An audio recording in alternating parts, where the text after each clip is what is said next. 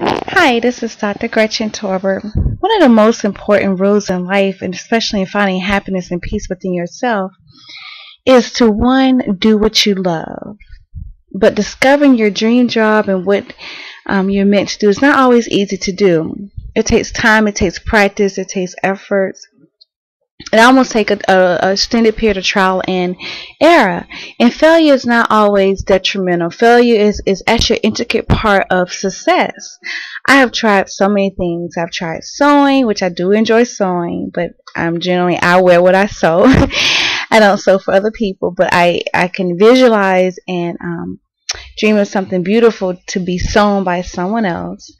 I have dipped and dabbed into painting, which I really enjoy painting, but 9 times out of 10 I do just paint for myself, even though I've shared some of my artwork with some dear friends and some other people. I do enjoy writing, and I'm just naming a few things for you so that you can figure out what is your plan and purpose for your life. What are you supposed to be doing? And I always like to encourage and to help other people live their dreams. Usually, if you're doing something that you enjoy doing, you may not see the money right off the bat. It may take some time to actually see the money, but you do have a sense of fulfillment. And God is the one that brings increase. He's the one that can give you ability to gain wealth, and when you're ready to receive it, He's the one that puts that wealth in before you for you to obtain.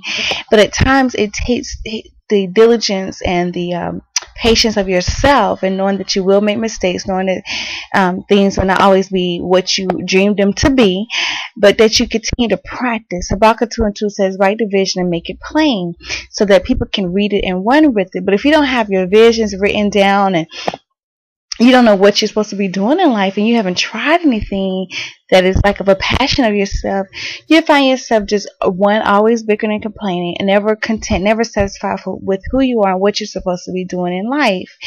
And generally, people who are very successful are really doing things that they enjoy, whether it's philanthropy work, which involves giving back to others, whether it's by items or by a monetary token, but helping others without something in return, or whether it's doing missionary work or evangelism, things that are dealing with a church itself, or just doing things for your family, friends, and loved ones, and even those you do not know. My advice to you is to start small. Gifts and talents are given to you by God. He gives you the desires of your heart. He actually places those desires within you for you to do the things that He's destined you to do. Your purpose in being here is extremely important. If it was not, you would not be here. He has something within you that only you can do, or with the help of others, that He wants to see manifest and come to pass. But He needs you to go ahead, tap into those gifts and talents and abilities, and make it happen. He will provide the resource. He will provide the necessary people to help you. You just have to ask Him. And at times, He will even give you the talent, the time, the ability, and the skill to make it possible yourself. Through the years, I've spent a lot of money. I don't even want to think about the amount of money I've spent trying to do things that have been birthed into my heart and my spirit to do, that I necessarily didn't have the skill to do so. And throughout the years, I said, well, Lord, I really want to do this. Show me how to do it. Show me how to make this possible, where I'm not continually spending so much of my resource and time and effort and money trying to do something that is costing me so much. But you do know this, it will cost something. It can cost your time. You might spend late hours making things happen. It may even cost some of your energy. It may cost efforts. It can even cost money. And sometimes it even costs dear people and situations around you to demolish or diminish, or to walk up from your being. But God will put the necessary people in your life to make your dream possible and to make it happen. You have to be patient. You have to wait on Him, and you have to continue to seek Him. He says, seek me first, the kingdom of heaven and righteousness, and all these things will be added to you. He didn't say one of these things will be added to you. He didn't say some of these things will be added to you. He said everything that your heart desire, He's going to add it to you. And He'll give it to you on His time. And His time is different from our time. And that's why we pray, give us this day our daily bread. And that's not just the word of God. That's what you need to make things happen in your life. That's the resources, the time, the people, the networks, the people that you need to make it happen, the business relationships, the partnerships, everything that you need, the encouragement, the coaches, the motivators, what all you need is already there for you. It's just a matter of you asking. And when you don't know what to ask for, all you need to do is say, well, Lord, I need wisdom. I need wisdom to know exactly what I need in my life to make this possible. Because you may not even know what to ask for.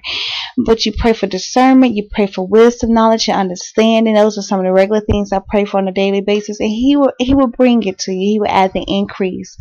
I used to pray, well, Lord, make me a millionaire, make me a billionaire. And now my prayer is, Lord, give me the wisdom, give me the knowledge, give me the understanding, put me in the right type of relationships, give me the right timings. Surround me with people, like-minded people, eager-minded people who want to grow, develop, and aspire to be something great. Surround me with those type of people who want to do something different in their lives, who constantly aspiring to do great things in their lives. That's what I ask God for.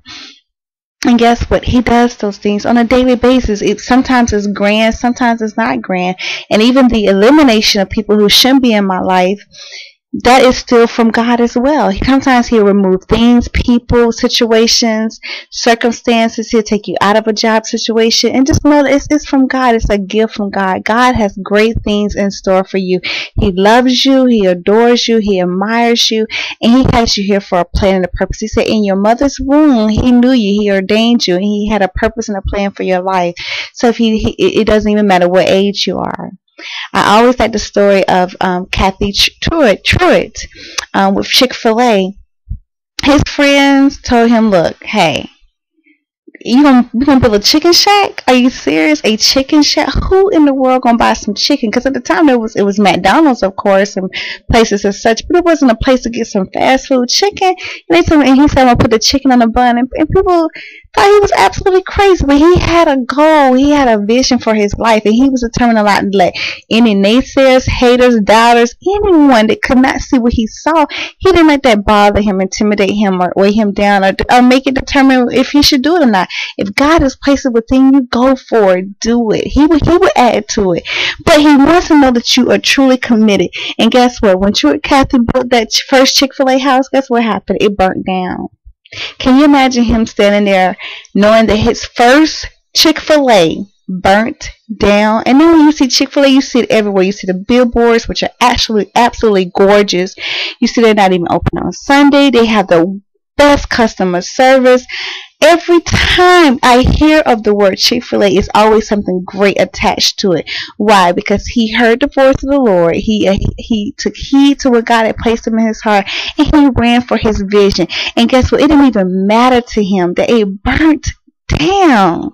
Can you imagine all your efforts and energies put into something and burnt down? And can you also imagine the naysayers who came out then and was like, you built a chicken shack and it burnt down? Can you imagine that?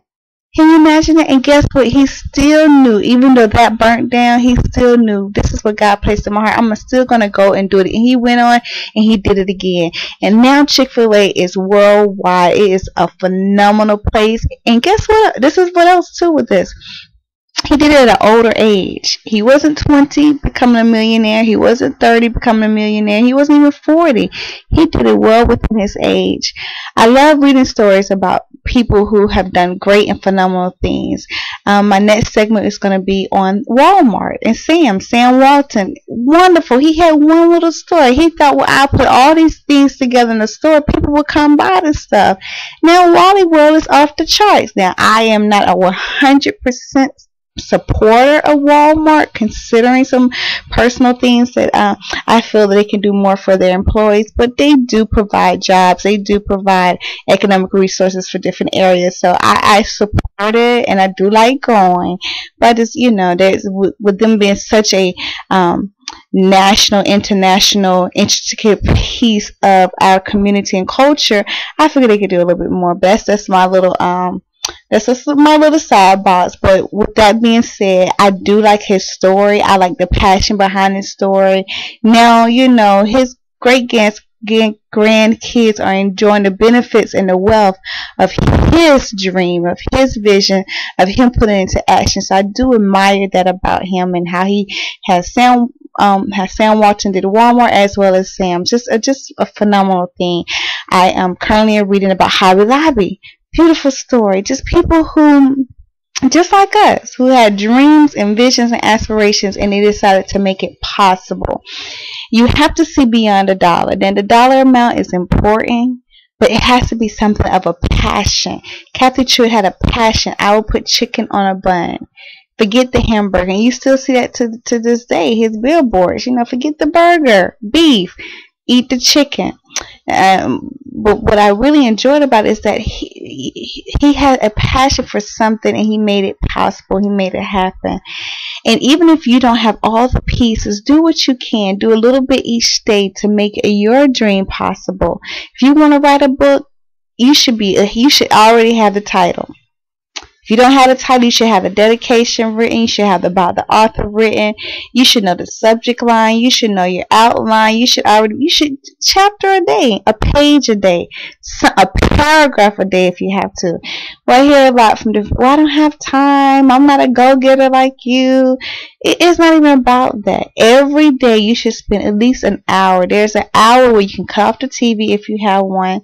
Sometimes I don't even think TVs are positive, but hey, I like to have background noise when I'm working. So if you have a TV on, cut it down, cut it off, do something that makes a difference for you. It's all about leaving a legacy. It's all about leaving something behind for the next generation to come. Do something to make a difference. Take that first step. That first step is to write the vision. Habakkuk 2 and 2. Your first step might be is to go back and read Habakkuk 2 and 2. And read Habakkuk 2 and 3. Chapter 2, verses 2 and 3. Write the vision, make it plain. So somebody come up to you and they want to know, what's your divine purpose of being here? How can I help you make your dreams come true? You never know what the future holds. You never know the next step. If somebody presents you $1 million and say, look, I want you to do a business venture.